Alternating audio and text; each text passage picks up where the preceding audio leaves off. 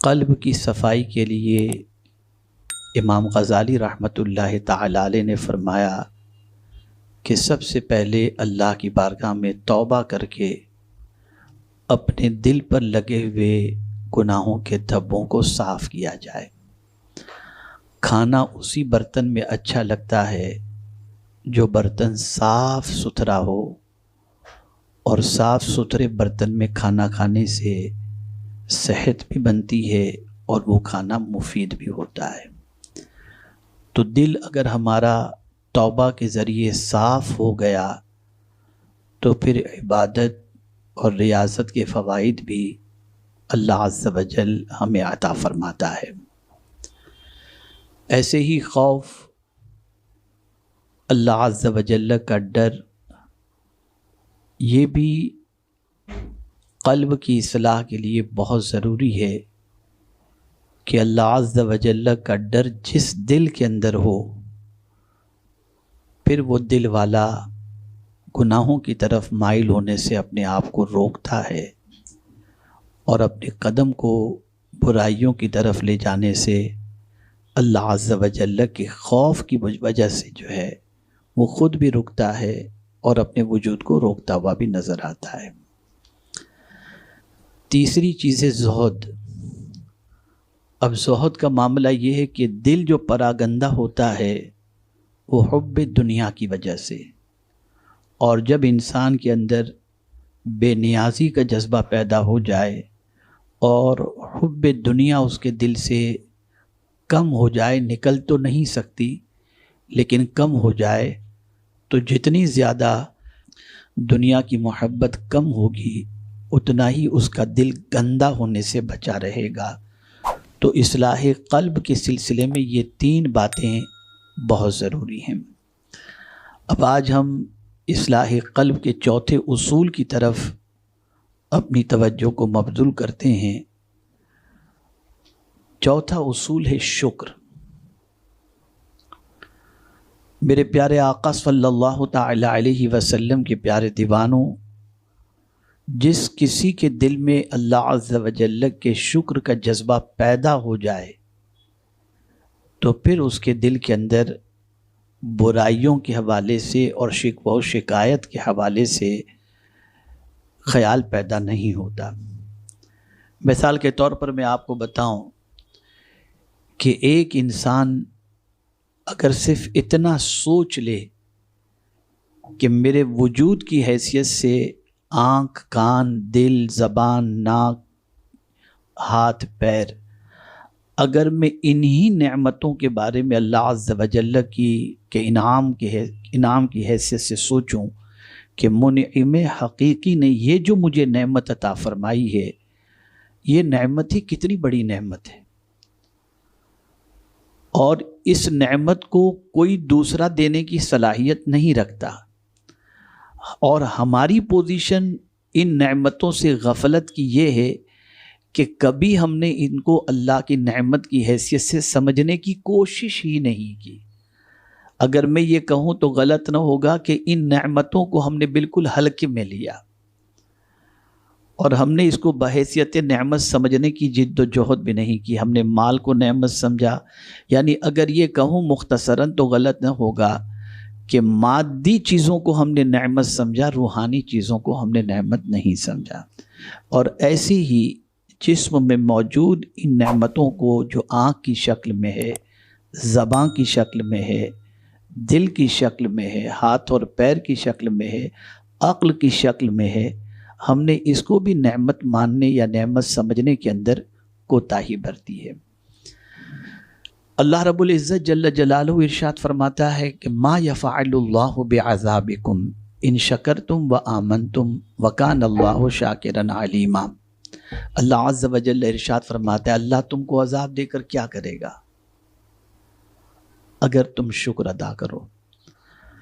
پتہ چلا جتنی بھی تکلیفیں آتی ہیں وہ سب ناشکری کی بنیاد پر آتی ہیں۔ جتنی بھی تکلیفیں آتی ہیں آپ ذرا سوچیں، رحمت عالم نور مجسم فخر آدم و بنی آدم صلی اللہ علیہ وسلم کی حیات طیبہ سے متعلق نبوت بھی ملی، رسالت بھی ملی، اماموں کے امام بھی بنے، اور امام انبیاء ہونے کا شرف بھی حاصل ہوا، اللہ عز و جل کے حبیب ہونے کا بھی شرف حاصل ہوا۔ یہ سب کچھ ملنے کے باوجود بھی اللہ کے رسول صلی اللہ تعالی علیہ وسلم راتوں کو جاگتے تھے، تہجد پڑھتے تھے، عبادت و ریاضت کرتے تھے۔ ایک دن آقا کریم صلی اللہ علیہ وسلم نے قیام اتنا طویل کیا کہ حدیث مبارکہ میں حتی تورمت قدماہ، کہ حضور صلی اللہ علیہ وسلم کے دونوں پائے مبارک پر ورم آ گیا۔ تو ام المؤمنین حضرت عائشہ صدیقہ رضی اللہ تعالیٰ عنہ نے عرض کیا، یا رسول اللہ صلی اللہ تعالیٰ علیہ وسلم، اللہ عز و جل نے آپ کے سبب سے آپ کے اگلوں اور پچھلوں کے گناہوں کو معاف فرما دیا ہے، پھر آپ اتنے طویل قیام کے اندر کیوں مصروف رہتے ہیں، یا اتنا طویل قیام کیوں کرتے ہیں؟ تو رسول رحمت صلی اللہ علیہ وسلم کا وہ تاریخی جملہ جو غلامان رسول کو جھنجھوڑنے کے لیے کافی ہے، آقا کریم صلی اللہ علیہ وسلم فرماتے ہیں، افلا اکون عبدا شکورا، کیا میں اپنے رب کا شکر گزار بندہ نہ بنوں؟ آپ اندازہ لگائیے رسول اعظم صلی اللہ علیہ وسلم کس طریقے سے اپنے رب کا شکر بجا لا رہے ہیں۔ اور یہ بات اچھی طریقے سے ذہن کے اندر رکھیں کہ اللہ عز و جل کی نعمتوں کی ناشکری کرنا یہی اللہ عز و جل کی نعمتوں کے زوال کا سب سے بڑا سبب ہے۔ اللہ کسی سے اس وقت تک نعمت نہیں چھینتا جب تک کہ اس نعمت کی ناقدری نہیں ہوتی۔ جب نعمت کی ناقدری ہوئی، اللہ عز و جل نعمت چھین لیتا ہے۔ میرے پیارے آقا صلی اللہ علیہ وسلم کے پیارے دیوانوں، ذہن میں ایک سوال ابھرتا ہے کہ شکر کیا ہے، اس کی تعریف کیا ہے، شکر کسے کہتے ہیں؟ تو میرے پیارے آقا صلی اللہ علیہ وسلم کے پیارے دیوانوں، حضرت میر سید شریف جرجانی رحمۃ اللہ تعالی علیہ اپنی کتاب التعریفات میں فرماتے ہیں، اصطلاح میں شکر یہ ہے کہ بندہ اللہ کی جانب سے عطا کردہ، غور سے سنیے گا، عطا کردہ سماعت اور بصارت، یعنی سننا اور دیکھنا وغیرہما نعمتوں کو ان کاموں میں صرف کرے جن کے لیے وہ پیدا کیے گئے ہیں۔ شکر اسے کہتے ہیں کہ کان، آنکھ اور اس کے علاوہ جو نعمتیں جس کام کے لیے اللہ نے دیے ہیں یا پیدا کی ہیں، ان کاموں میں اسے خرچ کرنا، یہ ہے در حقیقت شکر۔ اور جب میں یہ کتاب پڑھ رہا تھا، یہ اصطلاح پڑھ رہا تھا، تو مان میرے ذہن کے اندر دو آیتیں آئیں۔ آپ میں سے افتاء کے طلباء بھی موجود ہیں، غور سے اسے سمجھیں۔ اللہ عز و جل ارشاد فرماتا ہے، وَاللَّهُ أَخْرَجَكُم مِّن بُطُونِ أُمَّهَاتِكُمْ لَا تَعْلَمُونَ شَيْئًا وَجَعَلَ لَكُمُ السَّمْعَ وَالْأَبْصَارَ وَالْأَفْئِدَةَ قَلِيلًا مَا تَشْكُرُونَ، اللہ جس نے تمہاری ماؤں کے پیٹ سے تمہیں نکالا، جب اس نے نکالا تو تمہاری پوزیشن کیا تھی؟ لا تعلمون شیئا، تم کچھ نہیں جانتے تھے۔ سچویشن یہ تھی کہ ماں کے پیٹ سے جب نکلے، جب اللہ نے نکالا، اور یہ جملہ بھی بتا رہی ہے، آیت بھی بتا رہی ہے کہ آدمی جب چاہے تب نہیں نکل سکتا، جب خدا چاہے تب ماں کے پیٹ سے نکلتا ہے۔ اس لیے میں پورے یقین کے ساتھ کہتا ہوں، دنیا میں آج تک کوئی ڈاکٹر ایسا پیدا ہوا ہی نہیں جو کانفیڈنس کے ساتھ یہ کہہ سکے کہ اس عورت کے پیٹ سے بچہ اتنے بج کر اتنے منٹ پہ نکلے گا، نہیں کہہ سکتا۔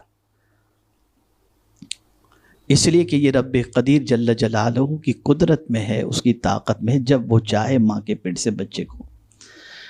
تو جب بچہ پیدا ہوتا ہے تو قرآن کہتے ہیں لا تعلمون شیئا، کوئی چیز نہیں جانتا تھا، کچھ بھی نہیں ہے۔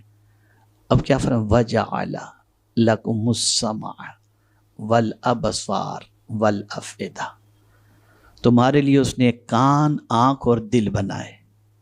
یہ تین چیزوں کا ذکر پہلے کیا، تینوں میں بھی سماعت کو اللہ نے مقدم رکھا۔ سننے کو مقدم رکھا. اس لیے سننے کو مقدم رکھا کہ بچہ ماں کے پیٹ میں رہ کر کے اسے باہر کی چیزیں نظر نہیں آتی، باہر کی چیزیں وہ سن سکتا ہے، باہر کی چیزیں وہ سن سکتا ہے. غوث پاک نے ماں کے پیٹ میں قرآن سنا تھا تو 16 پارے کے حافظ پیدا ہوئے. تو سماعت مقدم ہے. اور اسی لیے سائنٹسٹ بھی کہتے ہیں کہ وجود انسانی کو جب پروردگار شکم مادر میں تیار کرتا ہے تو کان کی ابتدا پہلے ہوتی ہے. یہ بھی ہے کہ دل کا نشان پہلے دل کی جگہ پر لگا دیا جاتا ہے، لیکن سماعت اور کان کا معاملہ پہلے ہوتا ہے. ابھی ایک لیٹسٹ ریسرچ کے اعتبار سے آپ کے جسم کے اندر جتنی بھی بیماریاں ہیں ان بیماریوں کے حوالے سے اس کی نسوں کا کنیکشن دونوں کانوں کے اندر اس طریقے سے ہے کہ کہاں دبانے سے کون سی تکلیف دور ہو سکتی ہے، یہ کان کے اندر موجود ہے. سماعت بہت عظیم چیز ہے. اسی لیے شرابی کے گھر بچہ پیدا ہو، اللہ نہ کرے کوئی مسلمان شرابی ہو، کوئی زانی ہو، کوئی ڈاکو ہو، کوئی لٹیرا ہو، لیکن ہو مسلمان، تو اس کو بھی سب سے پہلے پیدا ہونے والے بچے کے سلسلے میں یہی فکر ہوتی ہے کہ جلدی سے میرے بچے کے کان میں کوئی اذان کہہ دے. مسلمان ہے، شرابی ہے، مسجد نہیں جاتا، نماز اذان سن کے بھاگ جاتا ہے، لیکن اس کے گھر بھی اگر بچہ پیدا ہوگا تو اسے پہلی فکر ہوتی ہے کہ جلدی سے میرے بچے کے کان میں کوئی اذان کہے. پتہ چلا پہلی آواز جو بچے کے کان میں جاتی ہے وہ اللہ اکبر کی جاتی ہے، اور اسے پہنچانے کی کوشش کرنی بھی چاہیے. تو سماعت بہت عظیم چیز ہے. اور یہاں سے ایک اور چیز بھی سمجھ میں آئی کہ سورس آف انفارمیشن یا سورس آف نالج کے لیے 3 چیزیں ضروری ہیں: بصارت، سماعت اور دل. اور اسی لیے اللہ عز و جل نے ان تینوں کا ذکر فرمایا. لا تعلمون شیئا، تم کچھ نہیں جانتے تھے، اب تمہارے علم کے 3 ذریعے ہم نے تم کو عطا کر دیے. کان بھی عطا کر دیا، آنکھ بھی عطا کر دیا، اور دل بھی عطا کر دیا. ان تینوں کے ذریعے تم علم حاصل کرو، تم جان پہچان حاصل کرو، یعنی معرفت حاصل کرو. اور قرآن جب پوچھنے کے حوالے سے کہتا ہے کہ قیامت میں کن چیزوں کے بارے میں پوچھا جائے گا، تو پھر یہی آیت آتی ہے، یہی ذکر آتا ہے: ان السمع والبصر والفؤاد کل اولئک کان عنہ مسئولا. جس طریقے سے وہاں 3 چیزوں کا ذکر ہے تو اللہ عز و جل ان 3 چیزوں ہی کے بارے میں سوال پوچھے گا کہ ان 3 چیزوں کا استعمال تم نے کس کام میں کیا. تو اب یہاں پر مسئلہ تھوڑا سا واضح ہو گیا کہ شکر یہ ہے کہ ہم اپنی سماعت کے حوالے سے بھی بہت سنجیدہ رہیں، وہی سنیں جو اللہ عز و جل نے سننے کا حکم دیا، وہی دیکھیں جسے دیکھنے کا اللہ عز و جل نے حکم دیا، اور اللہ کی عطا کردہ نعمتوں کو اسی راہ میں خرچ کریں، اسی راستے پر لگائیں، استعمال کریں جس کام کے لیے اللہ عز و جل نے یہ نعمتیں ہمیں عطا فرمائیں. اگر ہم نے ایسا کیا تو میرے پیارے آقا صلی اللہ علیہ وسلم کے پیارے دیوانوں، یہ منعم حقیقی کے شکر کا ایک طریقہ ہے، اور یہ شکر کی تعریفات کے اندر ہے. میرے پیارے آقا صلی اللہ علیہ وسلم کے پیارے دیوانوں، رب کے علم میں یہ بات ہے کہ کتنے بندے ایسے ہوں گے جو شکر کریں گے اور کتنے ناشکرے ہوں گے. تو اسی نے خود فرما دیا: وَقَلِيلٌ مِّنْ عِبَادِيَ الشُّكُورُ. شکر کرنے والے بندے تو بہت کم ہوں گے. اور یہ ہے بندے اللہ کا شکر ان نعمتوں کے ذریعے نہیں کرتے. اب دیکھیے شکر کا ایک طریقہ صرف بصارت کے حوالے سے، کہ صرف دن کے اجالے میں آدمی راہ چلتے ہوئے جو نہیں دیکھنا تھا وہ اس نے دیکھ لیا. بہت توجہ سے سنیے گا آپ.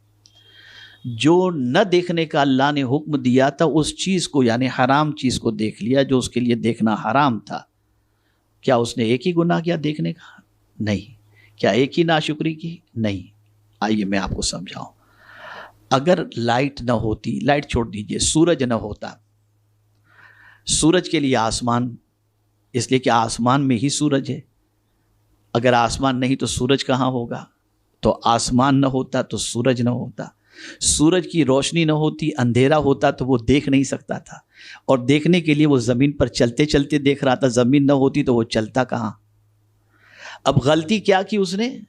آنکھ سے صرف حرام چیز کو دیکھا، لیکن ناشکری کتنی چیز کی؟ سورج کی ناشکری، آسمان کی ناشکری، زمین کی ناشکری اور آنکھ کی ناشکری. اتنی چیزوں کی اس نے ناشکری کی، اس لیے کہ ان چیزوں کو اللہ نے اس لیے نہیں پیدا فرمایا تھا کہ ان چیزوں کے ذریعے تم اپنی آنکھوں کو غلط چیز دیکھنے میں خرچ کرو، بلکہ یہ ساری چیزیں اللہ نے دی تھی تاکہ اللہ عز و جل کی فرما برداری میں خرچ کرو. اس لیے ضرورت اس امر کی ہے ہر نعمت کے بارے میں غور کریں. اب شکر کا ایک طریقہ اور بھی آپ دیکھیے، کوئی بادشاہ کسی غلام کو گھوڑا بھیج دے تحفے میں، ہے غلام تحفہ بھیج دے گھوڑے کا، تو اب وہ کیا کرے گا؟ اس گھوڑے کو پانے کے بعد خوش ہوگا، یا بادشاہ نے مجھے گھوڑا عطا فرمایا، اپنا تو کام ہو گیا.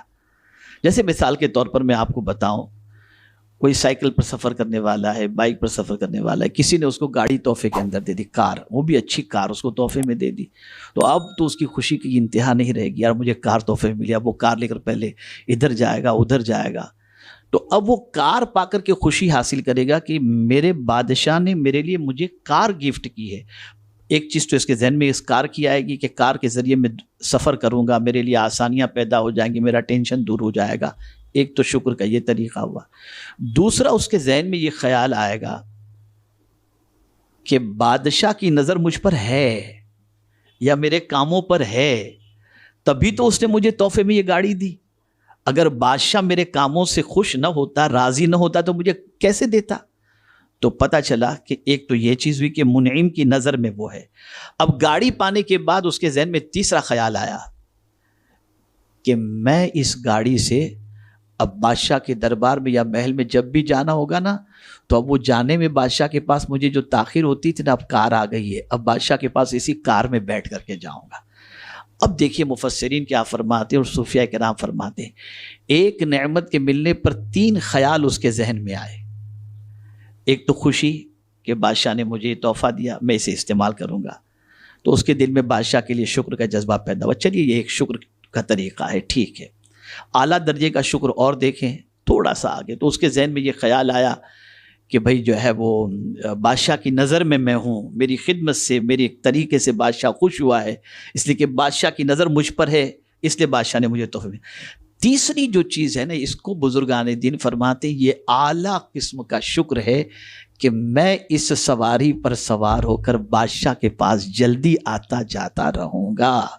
تو فرماتے ہیں صوفیاء کرام، اللہ اکبر، فرماتے ہیں یہ اصل کما حقہ شکر ہے کہ اللہ نے جو نعمت عطا فرمائی، نے بادشاہ کی تو ایک مثال ہے، اللہ نے جو نعمت عطا فرمائی اس نعمت کو میں اللہ کے کام میں خرچ کر کے اللہ کا قرب حاصل کروں گا.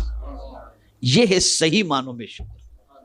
اس لیے صوفیاء کرام اپنے پورے وجود کو صرف یاد الہی میں اور اللہ کے کاموں میں خرچ کرتے تھے، اسی لیے وہ شکر کے اس مقام پر موجود تھے کہ ہمیں تو چشموں کی ضرورت پڑتی ہے، اس دور میں چشمے بھی نہیں تھے، لیکن ان کی نگاہوں سے نہ جانے کتنے دل سنور جایا کرتے تھے. اور پھر سننے کی پوزیشن یہ تھی کہ کہاں رہتے تھے اور کہاں کی آواز کو سن لیتے تھے. وجہ سب سے بڑی یہ تھی کہ وہ اللہ کی نعمت کا جیسا شکر ادا کرنا چاہیے، وہ نعمت الہی کو راہ خدا کے اندر خرچ کرتے تھے، تو اللہ تعالیٰ اس شکر ادا کرنے کے عوض میں اپنے فرمان کے مطابق لئن شکرتم لازیدنکم، تم شکر کرو گے ہم تمہیں زیادہ عطا فرمائیں گے. تو میرے پیارے آقا صلی اللہ تعالی علیہ وسلم کے پیارے دیوانوں، یہ اللہ عز و جل کا بہت بڑا احسان ہے کہ اس نے یہ نعمتیں عطا فرمائی، اس پر ہمیں شکر بجا لانا چاہیے. اسی کے ساتھ اللہ عز و جل فرماتا ہے اِنَّا هَدَيْنَاهُ السَّبِيلِ اِمَّا شَاكِرًا وَإِمَّا كَفُورًا، بے شک ہم نے اسے راہ بتائی، یا حق مانتا یا ناشکری کرتا. راہ بتانا، اللہ اکبر. اگر اللہ عز و جل بندگی رب کی توفیق عطا فرمائے، دیکھیں ہدایت کے 2 معنی ہوتے ہیں، ایک ہے اراۃ الطریق اور ایک ہے ایصال الی المطلوب. اراۃ الطریق کسے کہتے ہیں؟ راہ دکھانا. اور ایصال الی المطلوب کیا کہتے ہیں؟ مطلوب تک پہنچنا، پا لینا.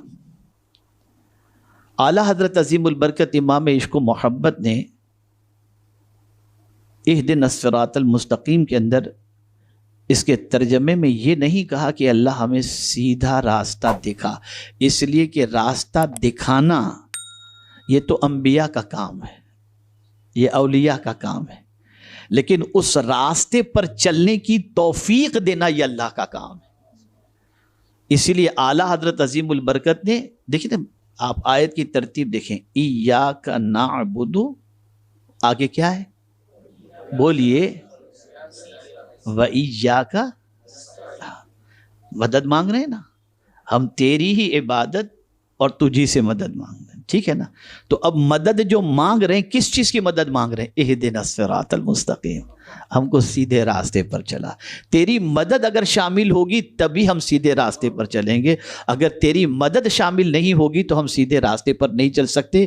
اسی لیے اپنی دعاؤں کے اندر حضور کی اس دعا کو بھی شامل کر لینا چاہیے جو حضور دعا کرتے تھے، اللہم انی اسألک الہدی والتقی والعفاف والغنی، اس لیے کہ ہدایت دینے والی ذات اللہ کی ہے، جو خود اپنی کتاب کے بارے میں ارشاد فرماتا ہے یضل بہ کثیرا ویہدی بہ کثیرا، اور اسی لیے خطبے کے اندر بھی پڑھا جاتا ہے من یضلل اللہ فلا ہادی لہ، من یہدہ اللہ فلا مضل لہ ومن یضللہ فلا ہادی لہ۔ اللہ جسے گمراہ کر دے اسے کوئی ہدایت نہیں دے سکتا، اور اللہ جسے ہدایت عطا فرمائے اسے کوئی گمراہ نہیں کر سکتا، یہ پڑھا جاتا ہے نا۔ آپ ذرا سوچیں، تو ہدایت اللہ کے دست قدرت میں ہے، اسی لیے اللہ فرماتا ہے انا ہدیناہ السبیل، بے شک ہم نے اسے راہ بتائی۔ اب راہ کس کے ذریعے بتائی؟ قرآن کے ذریعے راہ بتائی، حضور کے ذریعے راہ بتائی، شہداء کے ذریعے راہ بتائی، صدیقین کے ذریعے راہ بتائی، صالحین کے ذریعے راہ بتائی۔ اسی لیے جب ہم دعا کرتے ہیں اہدنا الصراط المستقیم تو ساتھ میں پڑھتے ہیں صراط الذین انعمت علیہم، ان کے راستے پر چلا جن پر تو نے انعام نازل کیا، وہ انبیاء کی جماعت ہے، وہ صدیقین کی جماعت ہے، وہ شہداء کی جماعت ہے، وہ صالحین کی جماعت ہے۔ ہدایت پر پھر میں کبھی انشاءاللہ تفصیلی گفتگو کروں گا کہ ہدایت کے 3 ذرائع اللہ عز و جل نے رکھے ہیں، اور اس پر پھر میں انشاءاللہ کبھی گفتگو کروں گا، زندگی رہی تو۔ بہت سمجھنے والا ٹاپک ہے کہ اللہ نے ہدایت کے لیے ہمارے پاس کیا کیا چیزیں اس نے عطا فرمائیں، کہ یہی وہ چیزیں جن کے ذریعے ہم کو راستہ مل سکتا ہے۔ آج ہم نے ان چیزوں کے ذریعے راستہ حاصل کرنا چھوڑ دیا ہے، الا ماشاء اللہ، اور دوسری چیزوں کے ذریعے ہم راستہ حاصل کرتے ہیں۔ تو اللہ فرماتا ہے ہدیناہ السبیل، فرمایا بے شک ہم نے اسے راہ بتائی۔ اب تم اس راستے پر چلو گے تو اس راستے پر چلنے کے بعد تم اپنے مطلوب کو پالو گے۔ اسی لیے حضور مفتی اعظم ہند علیہ رحمہ حمد باری تعالی جب لکھتے ہیں تو کہتے ہیں لا مقصود الا اللہ، لا موجود الا اللہ، لا مطلوب الا اللہ۔ تو یہ مطلوب ہے، ہمارا مقصد کہ اللہ کو پا لینا، اللہ کو پا لینا۔ تو اللہ فرماتا ہے کہ مجھے اگر پانا ہے تو میں نے راہ تمہیں بتا دی ہے، اب تم اس راہ پر چلو گے تو میرا شکر ادا کرو گے، اور راہ پر نہیں چلو گے تو کفران نعمت۔ یعنی پتہ چلا اللہ کے نیک بندوں کے راستے پر نہ چلنا یہ بھی ناشکری ہے، اور ان کے راستے پر چلنا یہ بھی اللہ عز و جل کا شکر ادا کرنا ہے۔ وما علینا الا البلاغ المبین۔ السلام علیکم ورحمۃ اللہ وبرکاتہ۔